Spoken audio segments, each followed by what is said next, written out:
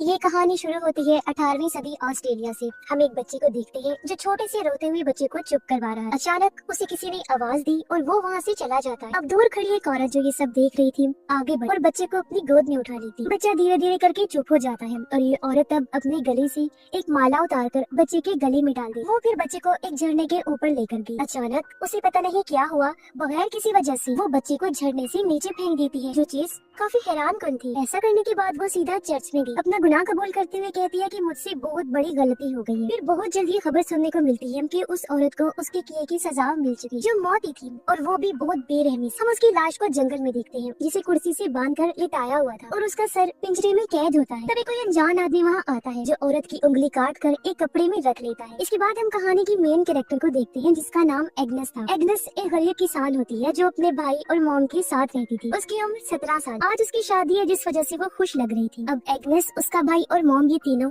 अपना सामान एक मालगाड़ी में रख के दूसरे गांव जा रही होती है। ये सब कुछ उसके होने वाले हस्बैंड के लिए हो रहा था। ये लोग जब उसके घर पहुंचे तो पता चला कि शादी की तैयारियां तो अरूज पर है। एग्नेस की शादी जिस आदमी से हो रही थी उसका नाम वुल्फ होता है। गांव वाली खुशी से एग्नेस को अपने हाथों पर उठा लेते हैं, जिससे उसे भी काफी खुशी हुई। अब वुल्फ की मॉम एग्नेस को एक एप्रन पहनाती है, जिसके बाद उसके हाथ में एक बच्चे जैसा पुतला पकड़ा दिया जाता है, जो देख एग्नेस समेत सभी काफी खुश नजर आते हैं। दरअसल ये करके उसे समझाने की कोशिश की जा रही थी कि शादी के बाद वो अच्छी वाइफ बने, अपने घर के सब काम कर सके, साथ ही उसे एक और जिम्मेदारी भी मिल जाएगी जो उसके बच्चे की होगी जब वो माँ बने। खैर उन दोनों की शादी हो जाती है और जब लोग जश्न मनाते हुए नाच गाना कर रहे थे तो वुल्फ एग्नेस को कहता है कि चलो मेरे साथ, मैं तुम्हें कुछ खास दिखाता हूँ। वो उसे सरप्राइज देना चाहता था। उसकी आंखों पर पट्टी बांधता है और उसे एक नए घर में लेकर आता है, जो देख एग्नेस हैरानी से कहती है लेकिन मुझे तो लगा था मैं तुम्हारी माँ के साथ रहूंगी। वुल्फ जवाब देता है कि वो घर मेरे भाई को मिलेगा, जिस वजह से मैंने अपने जमा किए हुए पैसे और कुछ उधार पकड़कर ये घर खरीदा। एग्नेस ये सुनकर काफी फिक्रमंद हो जाती है।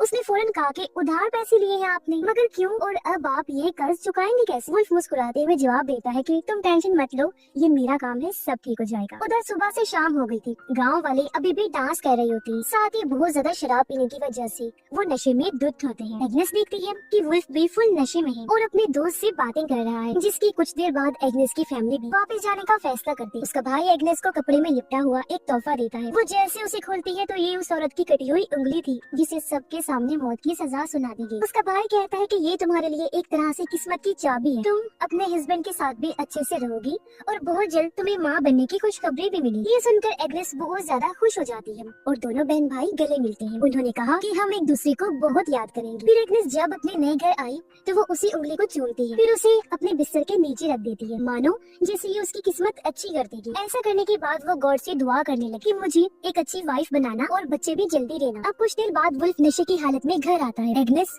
अच्छी बीवी की तरह उसके पास जाकर अच्छा टाइम गुजारने का सोचती है, लेकिन वो तो उल्टा उसे डांट कर चुपचाप सोने को कहकर खुद भी सो जाता है। अगली सुबह जब एग्नेस की आंख खुली तो उसने देखा कि वुल्फ बिस्तर पर नहीं है। वो पूरे घर में और अस्तबल में उसे ढूंढती है, लेकिन वो कहीं भी नहीं मिलता। अब एग्नेस तैयार होकर जंगल में चली जाती है। काफी देर तक वहाँ भटकने के बाद उसे एक पेड़ पर लगे कागज पर अजीब तरह के निशान दिखते हैं। ये उसी औरत के थे जिसने बच्चे को झरने से फेंक दिया था और अब उसकी मौत हो गई। जो देखकर एग्नेस को काफी बुरा महसूस होता है। वो जब आगे बढ़ी तो उसे औरत की लाश भी दिख जाती है, जो अभी तक कुर्सी से बंधी हुई है और उसका सर काटकर साइड पर रखा हुआ है, जो पिंजरे में कैद है। जो देख उसका दिल बैठ जाता है। फिर थोड़ा और आगे बढ़ने पर एग्नेस वुल्फ को ढूंढ लेती है, जो अपनी माँ और गांव वालों के साथ तालाब में मछलियाँ पकड़ रहा होता है। वुल्फ की माँ उसे कहती है, आ जाओ लड़की, काम पर लगो। एग्नेस काम करने की बहुत कोशिश करती है, पर क्योंकि पहले उसने इस तरह का काम नहीं किया होता, इसीलिए उसे बड़ी मुश्किल पेश आती। तभी चर्च की घंटी बजने लगी, जो सुनकर एग्नेस घुटनों के बल बैठ जाती है और दुआ मांगने लगी। उसे इस तरह देखकर वुल्फ की माँ चिढ़ जाती है, कहने लगी, बस करो, सारे प्रेयर्स क्या आज ही करोगी? इतनी दुआ काफी है और काम पर लगो। अब दोपहर को एग्नेस और वुल्फ की माँ मजदूरों को ब्रेड बांट रही होती है। सबको एक एक ही दी जा रही थी। एक आदमी 2 पीस मांगता है, ये कहकर कि मुझे बहुत तेज भूख लगी हुई है। एग्नेस को उस पर तरस आ गया और वो 2 ब्रेड्स उसे दे देती है, लेकिन ये देखकर वुल्फ की माँ एक ब्रेड वापस ले लेती है और कहती है कि दफा हो जाओ यहाँ से, जितना दिया है उसे ही सबर शुक्र करके खाओ। ये देख एग्नेस को काफी हैरत हुई और बुरा भी लगा। वुल्फ एग्नेस को तालाब के रास्ते घर जाने का रास्ता बता रहा था। वो ये भी कहता है कि अब से काम के मुताबिक कपड़े पहना करो। घर आने के बाद एग्नेस बाकी कामों में लग जाती है। फिर शाम शाम को फिर से कटी हुई उंगली को चूमती है और फिर से उसे बिस्तर के नीचे रख देती है, इस उम्मीद के साथ कि उसका हस्बैंड उसके साथ प्यार से रहेगा और उनका बच्चा जल्दी हो जाएगा। लेकिन आज रात भी वो उसे खुद से दूर कर देता है। इससे एग्नेस का दिल टूट गया और वो बाहर अंधेरे में आकर रोने लगती है। अगली सुबह एग्नेस चर्च जाती है और जीसस की बच्चे वाली मूर्ति को देखकर गॉड से अपने लिए बच्चे की दुआ करती है। एग्नेस और वुल्फ की मॉम तालाब पर जाती है कपड़े धोने। तभी यहाँ एक औरत आ जाती है जो माँ बनने वाली। ये औरत भी वुल्फ के घर की वर्कर थी। वो जल्दी एग्नेस से घुल मिल जाती है। फिर दोनों जंगल में जाती है आराम करने के लिए, लेकिन उनकी वहाँ आँख लग जाती है। एग्नेस की जब आँख खुली तो उसे एहसास हुआ कि मैं काफी टाइम से सो रही हूँ। वो औरत भी वहाँ से जा चुकी थी, इसलिए एग्नेस भी जल्दी से उठकर घर की तरफ चल दी थी। वहाँ पहुंचकर उसने देखा कि वुल्फ की मॉम खाना बना रही। वो पूछती है क्या मैं आपकी मदद करूँ? वुल्फ की मॉम गुस्से में मना कर देती है और पूछती है ये अब तक कहाँ थी? एग्नेस जवाब देती है चर्च गई। इस पर वुल्फ की मॉम उसे ताना देते हुए कहती है कि तुम बेशक जितनी मर्जी दुआएं करो, लेकिन गॉड उस औरत का साथ कभी नहीं देते जो अपने हस्बैंड का ख्याल नहीं करती और उसे टाइम से खाना बना के नहीं देती। वुल्फ की माँ ये भी कहती है कि तुमने जो पौधा रखा हुआ है बहुत बुरा है, गंदा है, पूरा घर ही इसकी वजह से गंदा लगता है, इसलिए बेहतर होगा इसे फेंक दो। अब उनके बर्ताव से एग्नेस को काफी बुरा फील हुआ। वो वुल्फ से पूछती है क्या तुम्हारी मॉम हर रोज आएंगी? उसने जवाब दिया पता नहीं। एग्नेस फिर पूछती है वो क्या मुझसे नफरत करती है? इस पर वुल्फ समझाता है कि ऐसी बात नहीं है, मेरी माँ बस थोड़ी सख्त है और गुस्सा हमारे खून में है। फिर आज रात भी वुल्फ एग्नेस से कोई बात किए बगैर ही सो जाता है, जिससे वो काफी उदास हो गई। सोचती है कि आखिर मैं ऐसा क्या करूं कि मेरा हस्बैंड मुझ में दिलचस्पी ले। वो घर के पीछे बने एक पुराने कमरे में जाती है जहां उसने अपना श्राइन बनाया हुआ था, यानी इबादत की जगह। वो गॉड से दुआ करती है। तब एक तितली उसके चेहरे पर आकर बैठ गई। एग्नेस इसे अपने लिए उम्मीद की किरण समझकर खुश हो जाती। फिर अगली सुबह वो जल्दी उठी, तालाब पर जाती है ताकि सबके आने से पहले वो मछलियाँ पकड़ ले, लेकिन वो बेचारी एक भी मछली नहीं पकड़ पाती, उल्टा कीचड़ में फंस जाती है जिससे निकल ही नहीं पा रही। तभी वुल्फ अपने वर्कर्स के साथ वहाँ जाता है जो एग्नेस को ऐसे देखकर परेशान हो गया। कहता है कि तुम्हें यहाँ नहीं आना चाहिए था क्योंकि ये बहुत खतरनाक कीचड़ है, यहाँ पर बहुत सारे लोगों की डूबने से मौत भी हो चुकी है। इस पर एग्नेस कहती है वो बस मैं अपने कल खाना ना बनाने की गलती का बदला दे रही थी। वुल्फ फौरन उसे बाहर निकाल देता है ताकि मछलियाँ डरकर भाग न जाए। रात के टाइम कोई वुल्फ का दरवाजा खटखटाता है और उसे बताया गया कि तुम्हारे दोस्त के साथ बहुत बुरा हो गया है, इसीलिए वो फौरन देखने निकल पड़ता है। तभी एग्नेस भी पड़ोस में औरत की चीखों की आवाज सुनती है जिससे वो कांप उठी। लाइट लेकर पड़ोसन के घर चेक करने जाती है कि आखिर हुआ क्या है। वहाँ पहुंचकर उसने देखा कि वुल्फ के दोस्त के घर के बाहर बहुत सारे आदमी जमा हैं, क्योंकि वुल्फ के दोस्त ने खुद को फांसी पर लटका कर अपनी जान ले ली। वो आदमी उसकी लाश को लेने आई और उसकी मॉम रो रही और आदमी उसे मिन्नतें कर रही थी कि प्लीज इसे मत लेकर जाओ, लेकिन कोई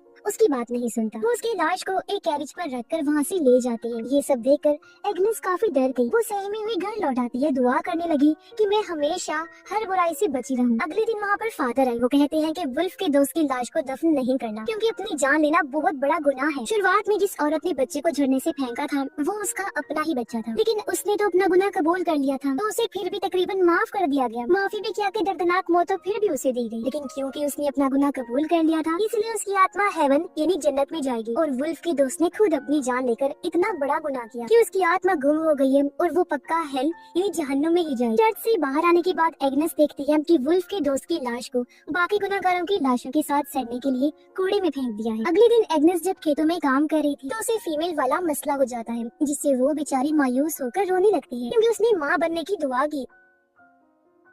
दोपहर को एग्नेस जब रोटी बांट रही थी तो उसकी प्रेग्नेंट दोस्त कहती है कि एक और दे दो प्लीज, क्योंकि मैं 2 जानों के लिए खा रही हूँ, अपने और होने वाले बच्चे के लिए। लेकिन क्योंकि वहाँ वुल्फ की माँ मौजूद थी इसलिए एग्नेस को मना करना पड़ता है। उसकी सास उसे और परेशान करने के लिए कहती है कि तू फिक्र ना कर उसके खाने की, उसे तो शुक्र अदा करना चाहिए कि उसे यहाँ काम पर रखा हुआ है। ये बात सुनकर एग्नेस को बहुत बुरा लगता है। उसे शदीद गुस्सा आया हुआ था, इसलिए घर लौटते हुए वो खुद को कांटे वाले पौधों से जख्मी कर लेती। इससे भी जब उसका मन नहीं भरा तो वो खुद को और तकलीफ पहुँचाने के लिए कांटेदार टहनी से अपनी जुबान को भी खुरचने लगती है, जिससे उसका काफी खून बहने लगा और ये सीन काफी दिल दहला देने वाला था। ऐसा करने के बाद वो वहाँ रखी सरकटी औरत की लाश के साथ ही लेट जाती है और कुछ देर वहीं आराम करती है। रात को जब एग्नेस घर नहीं पहुँची तो वुल्फ की माँ उससे शिकायत करती है कि देखो तुम्हारी बीवी अभी तक घर नहीं आई, मुझे तो इस लड़की की बड़ी फिक्र लगी रहती है, ना तो टाइम से घर आती है, ना खाना सही से बनाती है और ना ही कोई काम ढंग से करती है, ना ही तुम्हारा ख्याल उसे रखा जाता है और ना ही बच्चा पैदा कर रही है। सुन वुल्फ कहता है माँ आप शांत हो जाओ और एग्नेस को थोड़ा और टाइम दे, सब कुछ कर लेगी। उसकी माँ कहती है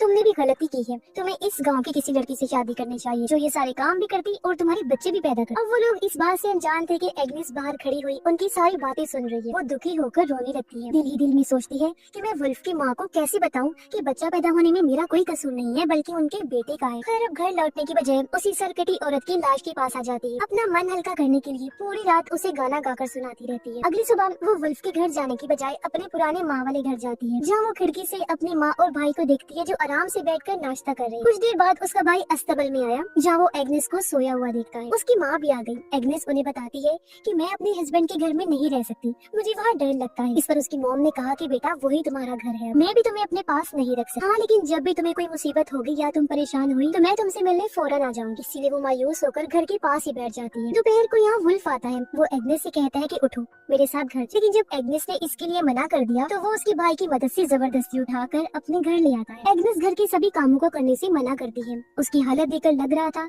जैसे वो अंदर से टूट चुकी है। वो पूरा दिन या तो सोती रहती है या फिर दुआएं करती रहती है। उसकी सास काफी गुस्से में उसे कहती है, लड़की ये ड्रामे बंद करो और अपनी तबीयत ठीक करो। लेकिन एग्नेस, जिसके अंदर जीने की अब कोई उम्मीद नजर नहीं आ रही थी, कोई जवाब नहीं दी। वुल्फ की माँ उसके कपड़े बदलने लगी ताकि उसे डॉक्टर के पास लेकर जाए। तब गुस्से में वो कपड़े छीनकर खुद पहनती है। फिर चेकअप करवाने के बाद अकेले ही घर की तरफ जाने लगती है। तभी उसे रास्ते में एक अनजान छोटा सा बच्चा मिलता है, जिसे देखकर वो काफी खुश हो गई। फौरन उसे गोद में उठा लेती है। वो सोचती है कि मेरी दुआ कबूल हो गई है और ये गॉड की तरफ से मेरे लिए गिफ्ट है। वो उसे लेकर घर आ जाती है, मगर वुल्फ की माँ को काफी गुस्सा आ जाता है। उसने कहा कि इस बच्चे को तुम वापस वहीं छोड़कर आओ जहाँ से लेकर आई हो। इसके माँ बाप इसे ढूंढ रहे हो। अब उस बेचारी के पास बात मानने के अलावा और कोई रास्ता नहीं था, इसीलिए वो बच्चे को वहीं छोड़ाती। उसे यकीन होता है कि उसके माँ बाप जरूर आएंगे। फिर घर आकर वो बच्चे के लिए खूब दुआएं करती। जैसे ही रात हुई, वुल्फ गांव वालों के साथ मौज मस्ती करने और शराब पीने में मगन होता है। उसे अपनी बीवी की जरा परवाह नहीं थी, जो डिप्रेशन में डूबी हुई थी, अपने बिस्तर पर लेटी हुई। एक बार फिर वो कटी हुई उंगली निकालती है, उसका खून चाट कर गॉड से दुआएं करने लगती। अब कुछ ही देर बाद वो कांपते हुए नीचे गिर गई और उसे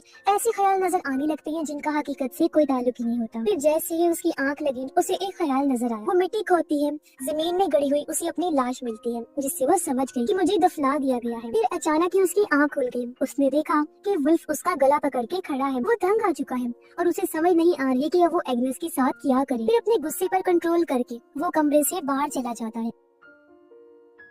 अब काफी टाइम के बाद वो वापस आया। एग्नेस की हालत देखकर सोचता है कि इसे फिर से डॉक्टर के पास लेकर जाना चाहिए, लेकिन एग्नेस उसे कहती है कि इसकी जरूरत नहीं, क्योंकि मेरा टाइम आ चुका है। तुम बस फादर या प्रीस्ट को बुला लो ताकि मैं अपने गुनाह कबूल कर सकूं। ये सुन वुल्फ काफी परेशान हो गया और फौरन वहाँ से बाहर निकल पड़ता है। कुछ देर के बाद वो वापस आया। एग्नेस को बताता है कि फादर घर पर नहीं है और अब उनसे कल ही मुलाकात हो। एग्नेस को काफी फिक्र होने लगी कि कहीं ऐसा ना हो कि मैं अपने गुनाह कबूल किए बगैर ही मर जाऊँ और मेरी आत्मा हेल में जाए। वो सच बताती है कि हाँ, मैंने चूहे मारने वाला जहर खाया। ये सुन वुल्फ बहुत घबरा जाता है और उसे उल्टी करने पर मजबूर करता है। खुशकिस्मती से ठीक टाइम पर जहर उसके अंदर से निकाल देता है। कुछ टाइम के बाद वुल्फ की माँ वहाँ आती है। उसने देखा कि एग्नेस जिंदा तो है लेकिन बहुत कमजोर हो गई है, इसीलिए वो एग्नेस की मदद करते हुए उसे कपड़े पहनाती और वुल्फ उसे उठाकर उसकी माँ के घर ले जाता है। वो एग्नेस की माँ अपनी सास को बताता है कि इसने चूहे मारने वाला जहर खाया है और मेरा मानना है कि इस पर किसी शैतान का साया है। मुझे लगता है कि इसका यहाँ रहना जरूरी है, सुकून से अपनी माँ के घर, बजाय इसकी कि वो जबरदस्ती मेरे घर में रही। जिसके बाद वो अपनी वाइफ को अलविदा कहकर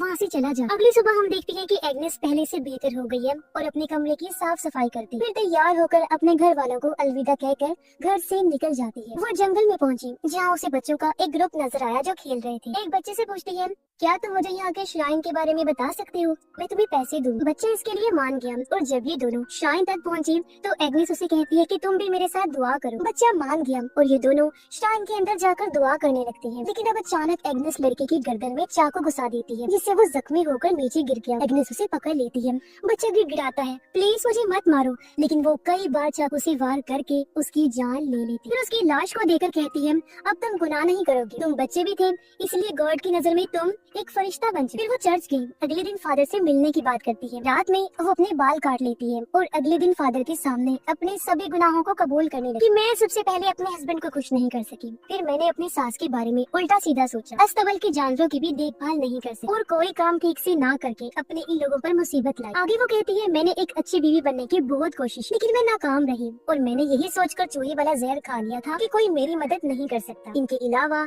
मैंने एक और बड़ा गुनाह किया, मैंने एक बच्चे को मार मार दिया। ऐसा मैंने इसलिए किया कि शायद वो बच्चा गुनाह नहीं करेगा और मेरी आत्मा को भी सुकून मिल जाएगा। ये सब बताती हुई एग्नेस रो रही थी और अब वो गिड़गिड़ाते हुए गॉड से दुआ करती है कि प्लीज मुझे हेल में मत भेजना, मैं माफी मांग रही हूँ तो इसे कबूल कर लीजिए। उसकी पूरी बात सुनकर फादर फैसला करते हैं कि इसके गुनाहों को पाक करें। उन्होंने एग्नेस को कहा कि गॉड ने तुम्हें माफ कर दिया है, जो सुनकर एग्नेस को बहुत सुकून मिलता है। वो एक साथ हंसने और रोने लगती जैसे उसके दिल से कोई बहुत बड़ा बोझ उतर गया हो। फिर अगले दिन लोग पेड़ों पर उसके गुनाहों की तस्वीरें भी लगाते जैसे वो पहले भी करते थे। एग्नेस को फिर जानवरों की खाल पहनाकर रेडी पर डालकर पूरे गांव में फिराया जाता। फिर उसे वहां ले आए जहां उसे मौत के घाट उतारा जाना। उसे एक कुर्सी पर बिठाकर चेहरे पर मास्क डाल दिया जाता है। इन लोगों में वुल्फ भी था जो काफी दुखी नजर आता है, रो रहा था। एग्नेस इस चीज को कबूल करते हुए एक धीमा पुरसुकून सा गाना गाने लगती है, जिसके बाद ही उसका सर काट दिया गया। अब वहाँ खड़े लोगों का मूड अचानक से बदल गया, वो सब खुश होने लगते। फिर एग्नेस की गर्दन से निकलने वाला खून एक बाल्टी में जमा किया जाता है और लोग पैसे दे देकर